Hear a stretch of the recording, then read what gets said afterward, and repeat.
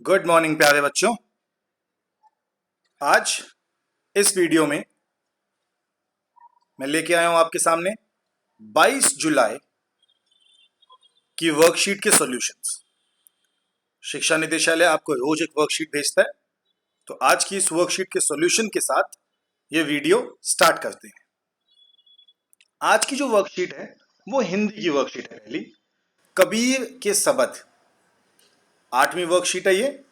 तो सबसे पहले ऊपर आप लिखेंगे अपना नाम और अपने कक्षा अध्यापक का नाम। शुरू करते हैं वर्कशीट।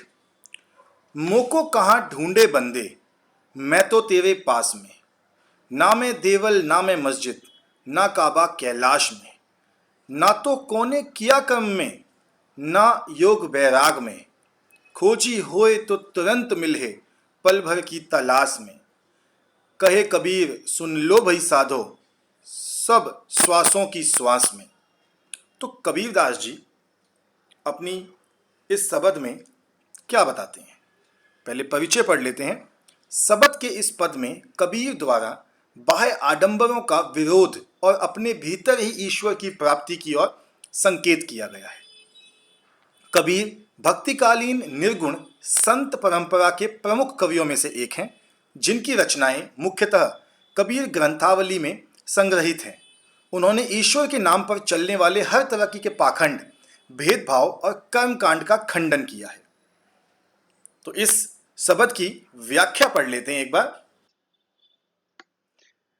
कबीर द्वारा रचित इस शब्द में ईश्वर मनुष्य को कहता है कि मुझे कहां ढूंढते हो, मैं तो तुम्हारे पास ही हूं।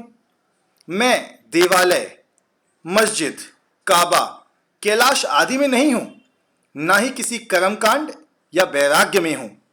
कबीर आगे कहते हैं कि यदि कोई सही मायनों में ईश्वर को खोजे तो वे तुरंत पल भर की तलाश में मिल जाएंगे, क्योंकि वे प्रत्येक प्राणों की सांसों में मौजूद हैं।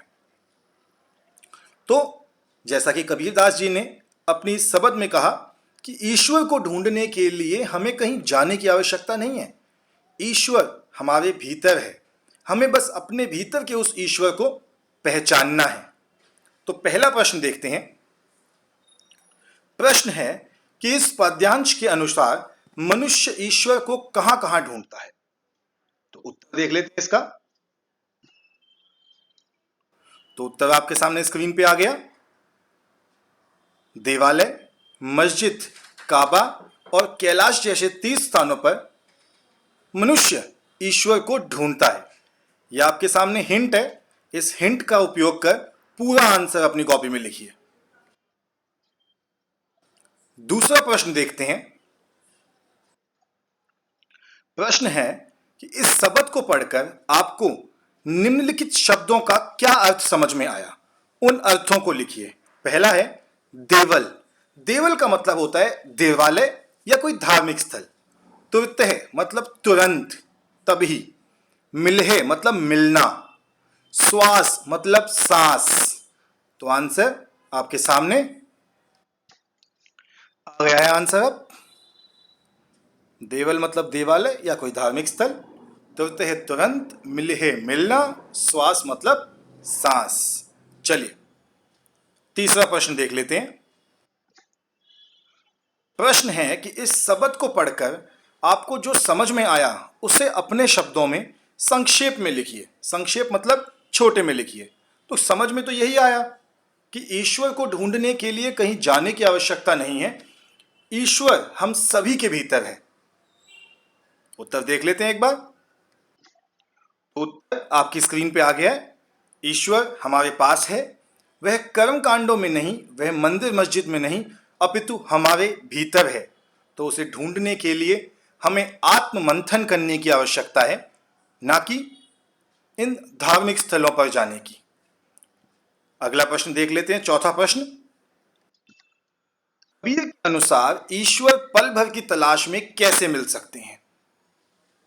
तो देख लेते हैं। आंसर आपकी स्क्रीन पे आ गया है। तो उत्तर है कि कबीर के अनुसार ईश्वर पल भर की तलाश में मिल सकते हैं, क्योंकि ईश्वर प्रत्येक प्राणी में वास करता है। वह मंदिर मस्जिद में नहीं अपितु मनुष्य में वास करता है, इसीलिए वह पल भर की तलाश में भी मिल सकता है। तो ये हो गई हमारी आज की हिंदी की वर्कशीट। अगर आपको आंसर लिखना है तो आप वीडियो को पॉज करके आंसर लिख लीजिए और फिर हम अगली वर्कशीट पर चलेंगे। तो आज की आपकी अगली वर्कशीट है गणित की। तो गणित में जैसा कि आपको याद ही होगा, पिछली वर्कशीट में हमने पॉलिनोमियल्स या बहुपद सॉल्व किए थे। आज उसके आगे से रिवाइज कर लेते हैं, फिर क्वेश्चन सॉल्व करेंगे। तो सबसे पहले ऊपर अपना नाम और अपने अध्यापक का नाम। शुरू करते हैं। बहुपद यानी कि पॉलिनोमियल्स। बहुपद के प्रत्येक पद को एक गुणांक या कोफिशिएंट होता है। किसी भी बहुपद में गुणांक होता है या कोफिशिएंट होता है जो बहुपद का साथ होता है। जैसे x की 3 plus 5x square minus 7x minus 3, इसमें x3 का गुणांक 1 है, क्योंकि x3 के साथ अगर आप देखोगे तो कुछ भी नहीं है। और जहां कोई नंबर नहीं होता गुणांक में, उसे हम कहते हैं कि वहां पर 1 है। x स्क्वायर का गुणांक 5, क्योंकि x स्क्वायर के साथ 5 है। x का गुणांक माइनस 7 और x की पावर 0 का गुणांक माइनस 3 है। ये आपको पहले भी बता चुके हैं कि x की पावर 0 का मतलब होता है 1। एक बहुपद में चर की सबसे बड़ी घात वाले पद को घातांक को बहुपद की घात या डिग्री ऑफ पॉलिनोमियल कहते हैं। यानी कि किसी बहुपद में जो सबसे बड़ी घात होगी उसे कहेंगे डिग्री या बहुपद की घात। जैसे यहां अगले वाले टर्म में देखिए, px में 2x की 9, इसमें सबसे बड़ी घात जो है वो 2x की 9 है, तो इसका घातांक 9 है, जो पावर होती है, जो घात होती है। अतः इस बहुपद की घात 9 है। अचर बहुपद की घात हमेशा 0 होती है और शून्यांक बहुपदों की घात परिभाषित होती है। यानी कि शून्यांक जो बहुपद होता है, 0 होता है, उसकी कोई घात परिभाषित नहीं होती। और अगर नंबर है, अचर है, जैसे 1, 2, 3, 5, 15, उसकी घात हमेशा 0 होती है। तो अब देख लेते हैं, आगे कुछ प्रयास करने के लिए कहे हैं। अब आप प्रयास कीजिए, निम्नलिखित में प्रत्येक बहुपद की घात लिखिए। क्वेश्चन देख लेते हैं। पहला है x की पावर 6 माइनस x की पावर 4 प्लस 3। इसमें अगर मैं घात देखूं इस क्वेश्चन में, तो इस क्वेश्चन में जो घात है वो है 6, क्योंकि x की सबसे हाईएस्ट पावर 6 है। अगले पार्ट में देखते हैं। अगले पार्ट में 2 माइनस वाई की पावर 4 माइनस वाई की पावर 3। तो यहां पर जो y की सबसे बड़ी पावर है वो है 4, तो इसकी घात हो गई 4। तीसरे में अब 2 है। अगर आपको याद हो तो लिखा था कि अचर बहुपद की घात हमेशा 0 होती है, तो इसकी घात हो गई 0। अब बहुपद 4 माइनस एक्स स्क्वायर। अब आपको यहां पे लिखना है एक्स स्क्वायर का गुणांक। देख लेते हैं गुणांक। गुणांक का मतलब होता है कि x की स्क्वायर है उसके साथ कौन सा नंबर लिखा है। यहां नंबर लिखा है -1। और नीचे देख लेते हैं फिर अगले में कौन सा नंबर लिखा है। तो आगे है √2x। तो अगर आपको याद हो तो मैंने आपको इससे पहले भी बताया था, √2 का मतलब है कि x की जो घात है वो है 1/2। और तीसरा है यहाँ पे 3x की 3। अब यहाँ पे x की सबसे बड़ी पावर 3 है, तो इसकी घात जो है 3 है। लेकिन यहाँ पे हमें घात से ज्यादा गुणांक पूछा है, तो गुणांक जो है वो भी 3 है। ऊपर वाले में भी हम एडिट कर लेंगे, हमने घात लिख दी है, हमें गुणांक लिखना है। तो जो गुणांक है वो है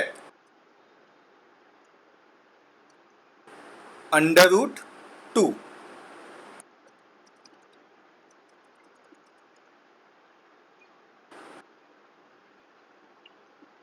√2 कर देते हैं इसको, √2।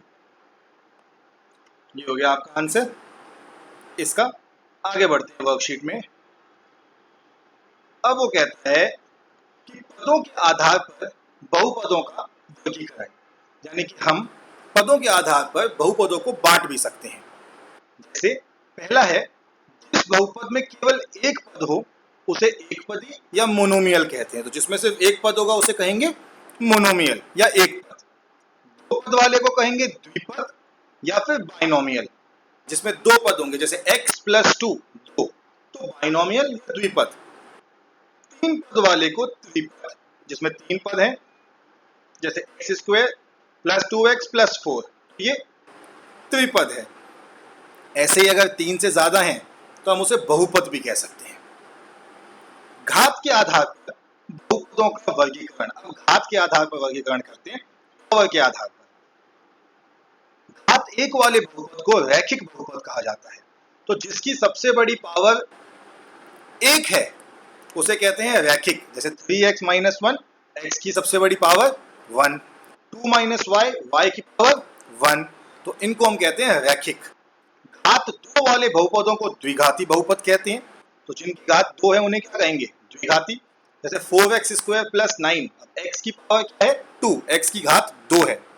3x square minus 5x plus 2, तो यहाँ पे भी x की पावर क्या है? 2 है।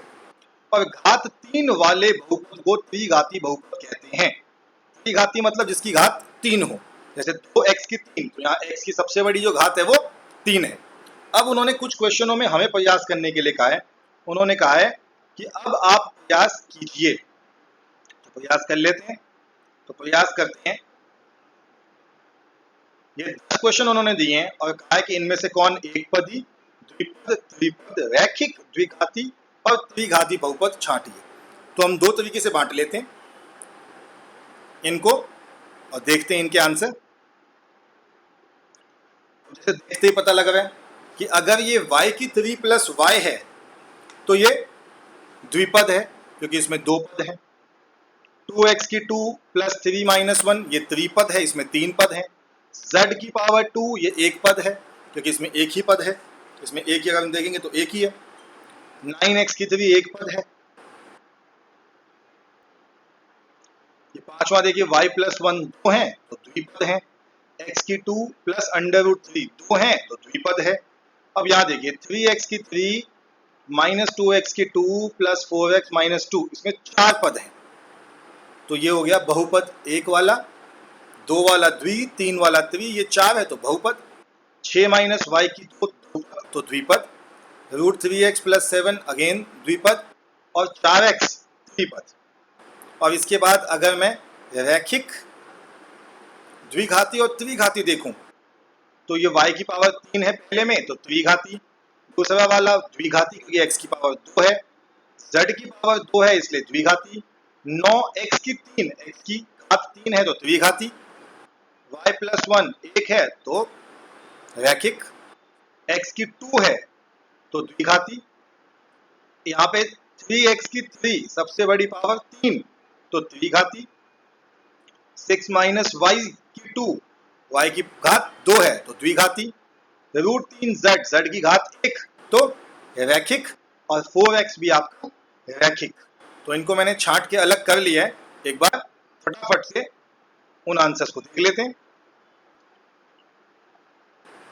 आपके सामने स्क्रीन पे देखिए, द्विपद, त्रिपद सभी को मैंने विभाजित करके उनके सामने वो जिस भी तरीके की संख्याएं हैं वो लिख दिया है और नीचे सभी को रैखिक, द्विघाती और त्रिघाती की तीन कैटेगरीज में, तीन भागों में बांट दिया है। तो ये आपके पूरे प्रश्न का उत्तर।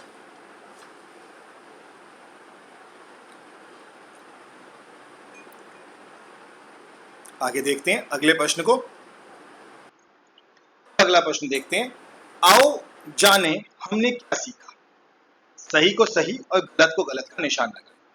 पहला है 5x की घात 3 माइनस 4x की घात 2 जमा 3 बहुपद में x स्क्वायर का गुणांक 4 है।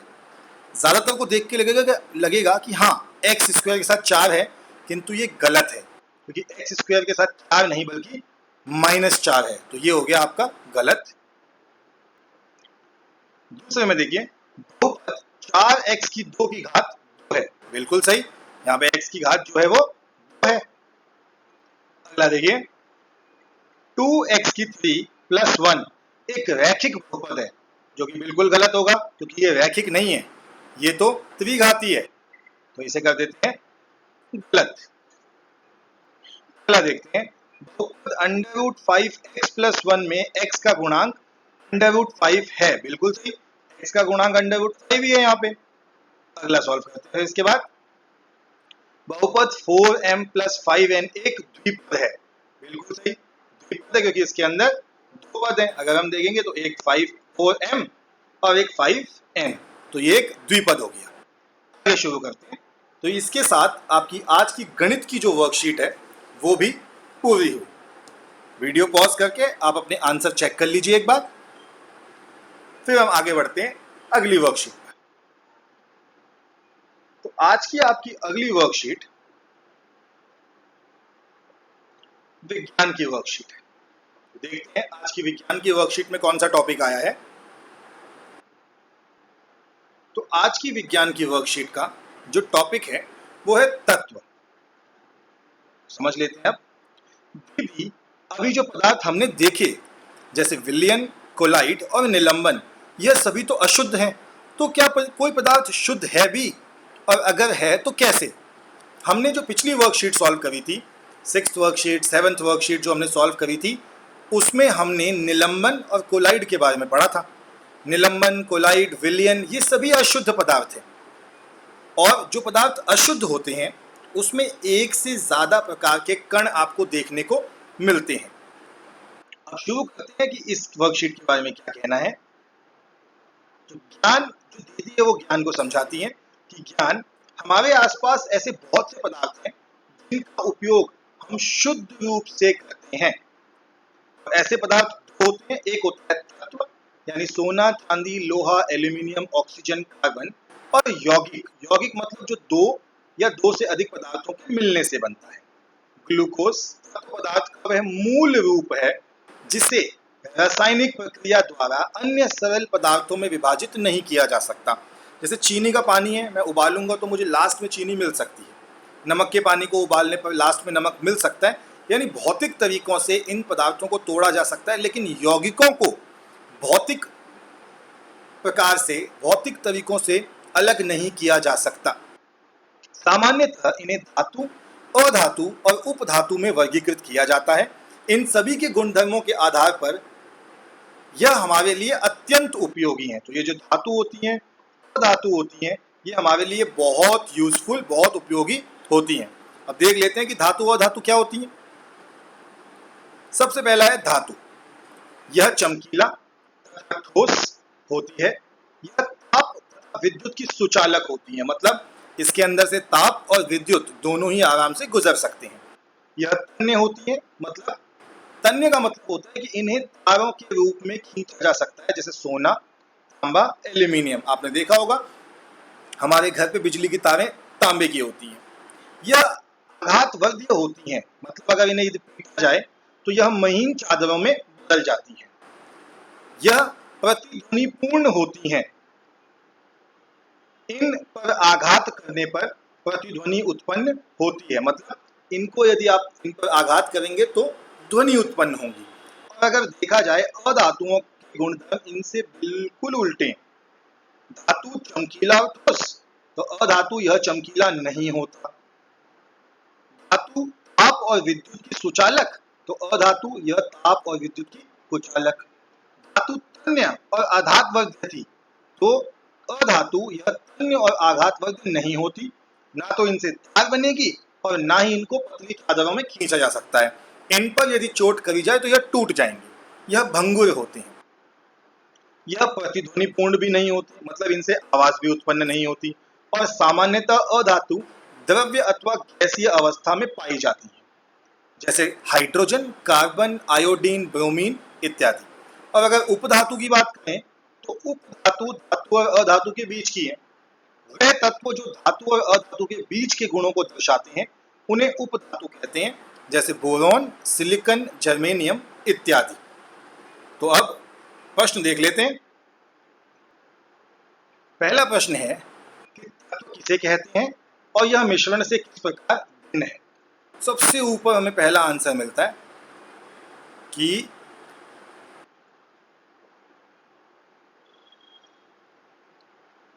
तत्व यानी कि सोना, चांदी, लोहा, एल्यूमिनियम, ऑक्सीजन और कार्बन, ये उदाहरण है।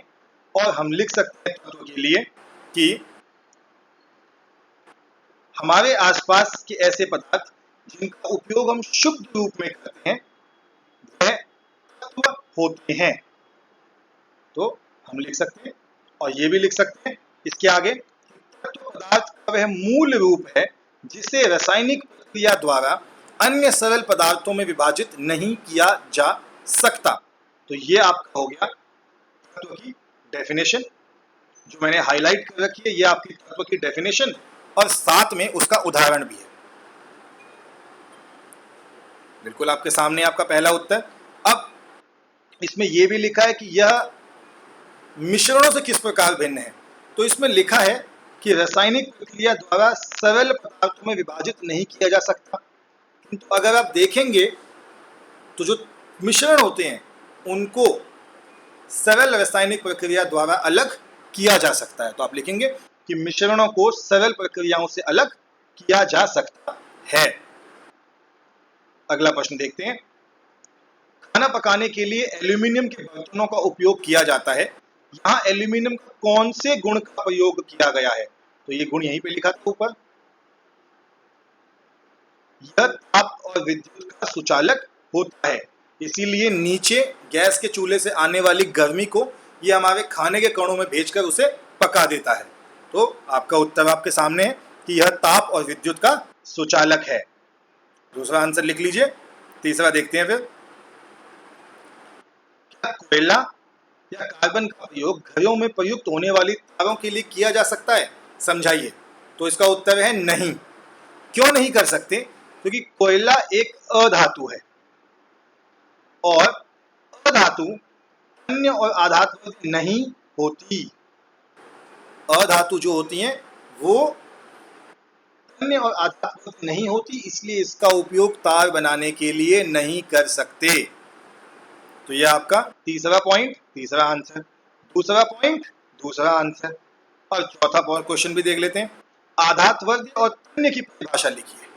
तो बिल्कुल आपके सामने लिख देते हैं। तन्य का मतलब होता है कि इन्हें तार के रूप में खींचा जा सकता है, उदाहरण लिखेंगे। और आधातवर्ग का मतलब होता है कि इन्हें पीट पीट कर महीन चादरों में डाला जा सकता है। तो ये आपका हो गया चौथा आंसर। एक फटाफट टिक कर लेते हैं, कौन सा तीसरा, कौन सा दूसरा, कौन सा चौथा। तो देखिए, दूसरे में दूसरा है, इस साइड दूसरी साइड तीसरे में तीसरा है जो मैंने अब हाईलाइट किया है, और अब जो किया है ये आपका चौथा है। तो आप नोट डाउन कर लेंगे इस आंसर को अपनी स्क्रीन से, और आपकी आज की वर्कशीट इसी के साथ समाप्त होती है। तो बच्चों, इस वर्कशीट को पूरा कीजिए और पूरा करने के बाद अपने टीचर्स को वर्कशीट भेजिए, और साथ ही साथ इस काम को लर्न करना भी शुरू कीजिए, याद करना भी शुरू कीजिए, ताकि लास्ट में पेपरों के समय पर आप पर एकदम से जोर ना पड़े। थैंक यू बच्चों। Stay healthy, stay safe.